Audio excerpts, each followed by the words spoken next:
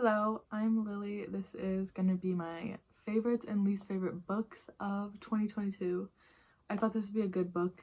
I thought this would be a good video to start with because you can kind of get like a sense of my taste in books to see if you have similar taste to me. So I'm not going to keep talking. Let's just get into the books.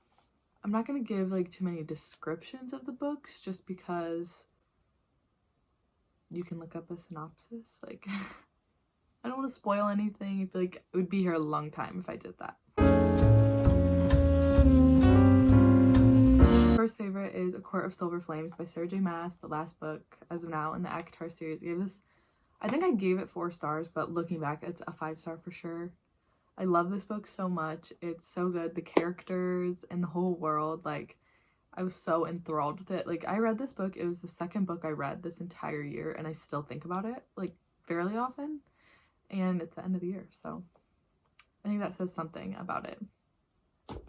Next, for one of my favorites, was The Time Traveler's Wife by Audrey Neffenegger, I think is her name. I gave this 5 stars. It was so interesting. Basically, there's this couple. He is a librarian, she's an artist, and he is a time traveler, so he's coming and going all the time. They never know when he's going to be back. He just disappears into a pile of clothes, and it was just a really interesting love story, basically. I would really recommend that book. And it was really good writing, too. Next, I have Mad Honey by Jodi Picoult. I gave this 5 stars. I thought this was such a good book. There's like a huge, I guess, plot twist, you could say, or just an event, a reveal, something that happens that I didn't expect, and I found this book to be very enlightening. It gave me a new perspective, and it was just really well written, and it was just a really good book. I highly, highly, highly recommend that. That's one of my, like, probably top 3 of the year. Next, I have this book, actually. It's Little Beach Street Bakery by Jenny Colgan. It's just such a cute book. I think I gave this 4 stars. But it's just so cute. You are gonna have a good time reading this book. I guarantee it. It's perfect for like a vacation. I think all her books are good for a vacation. Highly recommend. Next, we've got, actually I have this one too, Gleanings by Neil Shusterman. It's a new book in the Scythe trilogy, but it's like 3.5. It's not anything new. The story's over. It's just kind of, it's not a continuation. It just goes more in depth into the world, and it's a bunch of short stories, and I love the Scythe trilogy. It's one of my favorite worlds ever in books. Like, people don't talk about it, and I can't figure out why. I don't know if people just haven't read it. I hope it's not that people don't like it, because I think it's so good. But yeah, this came out and I didn't even know. I went to Barnes & Noble and I was like, oh my god. So yeah, I rated this 5 stars. Really good. I guess that's not really a good recommendation because you have to read 3 other books in order to read this, but I would say it's worth it. Next, I have The Picture of Dorian Gray. I thought this cover, first of all, beautiful. This was one of my first classics, maybe my first, like, if I'm not counting school, this is the first classic I like willingly picked up, and I really, really liked it. There's something that happened in it that I did not expect at all. Like, I don't know if I'm dumb and like everybody else thought it was obvious that that was gonna happen, but I was like blown away. My jaw dropped. And I thought it was like funny. There's a lot of good quotes. Like, I have a lot of pages tabbed and underlined, not tabbed, but pages folded, and a lot of stuff underlined. I just really like this. So if you're trying to get into classics, I would recommend this one because it was easy to read and it was entertaining. Next, I have Happy Hour. I loved this book. It's like purely good vibes. Like, it's just a good time. It made me want to move to New York City and like not have a stable job and just like live recklessly, which isn't me at all. So the fact that it kind of made me want to do that says something. I love that book. 5 stars, by the way. Next, I have, and also some of these books I have at school. I'm at home right now for break, so I can't hold them up, which makes me sad. But Carrie Soto is back. Taylor Jenkins Reid, new release for the year. I was very excited about this because I love all her books. And it didn't disappoint. I don't think it's my favorite out of hers, but I still gave it 5 stars. I thought the message in it really hit home with me. Like, being perfectionism and accepting failure and whatnot, but I loved that book. Next, I have My Policeman by Beth Ann Roberts. I give this 4 stars, but looking back, I think it could be a 4.5, maybe even 5. I think about this book a lot. It was beautifully written. The movie came out this year, which obviously has Harry Styles in it, whom I love. But I loved the book. The setting of it was so beautiful. I can picture it so well in my head.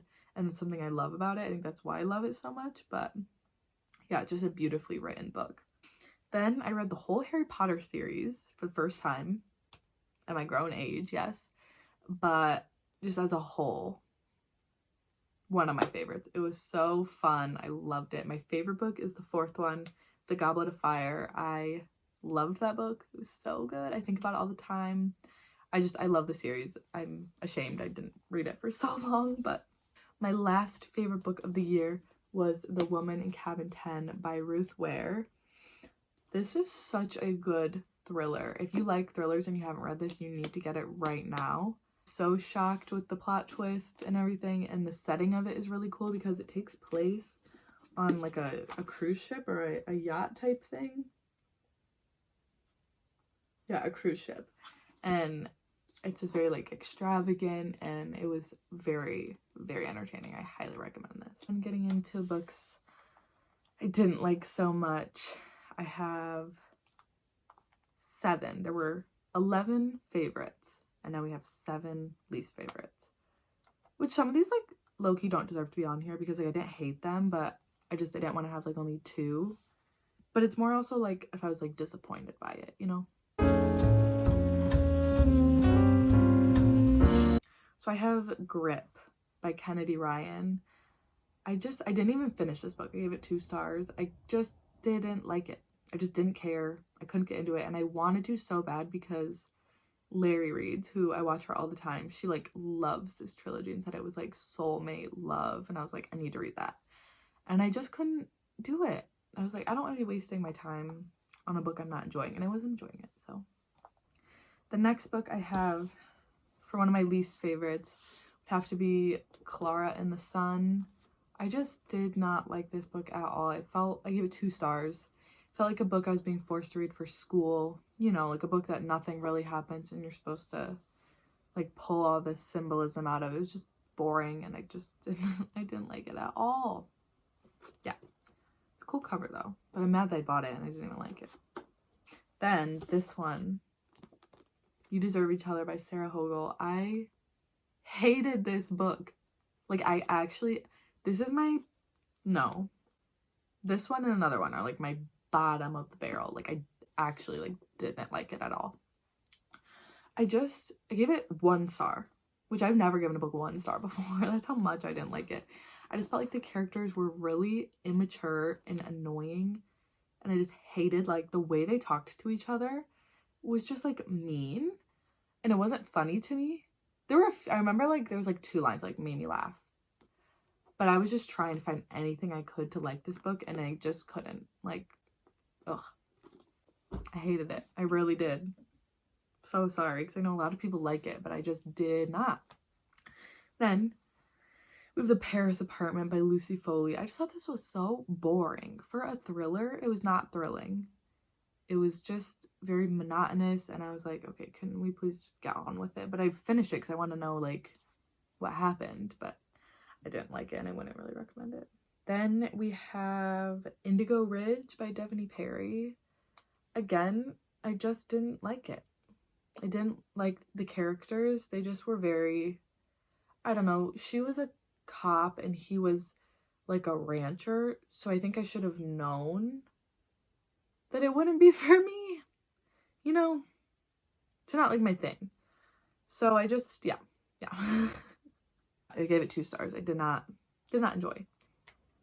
Next, for one of my least favorites was Weather Girl by Rachel Lynn Solomon, which I have loved a lot of her other books, so I thought I would like this one, but it just fell flat. But I was also reading it during my finals week, and I think that kind of impacted it because I was thinking about other things, but I didn't love that book. I just found it pretty boring.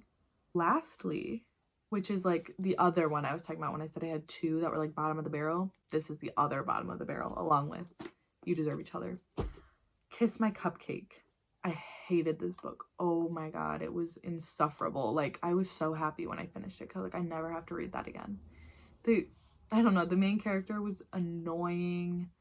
I think the guy was annoying too. I didn't like anything about it, basically. I rated it 2 stars. It's probably more like a 1, actually. So yeah, those were my favorites and least favorites of the year. Hopefully, maybe you got some new recommendations going into the new year and just got like a sense for what my taste in books is. Maybe you'll avoid the books I said I didn't like, or maybe now you're intrigued and you want to form your own opinion on them. But yeah, I hope that you enjoyed this. I loved sitting here just talking about books because honestly, I talk to myself about books all the time.